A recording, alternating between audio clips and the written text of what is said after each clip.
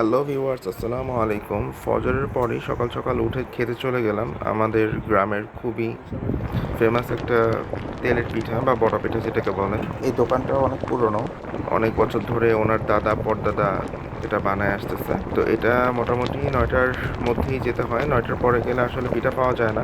8:30 বাজে গেলেও অনেক সময় পাওয়া যায় না। তো পিঠার দাম খুবই কম, 10 টাকা মূল্যের পিঠা, খেতে খুবই সুস্বাদু।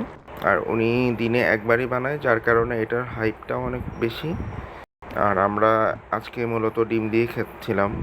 তো আপনি যদি ডিম কিনে দেন তাহলে হচ্ছে যে 20 টাকা লাগবে, আর যদি উনি ডিম দেয় তাহলে হচ্ছে যে পিঠার দাম পড়বে আপনার 30 টাকার মতো। তো আমাদের পিঠাটা রেডি হচ্ছে।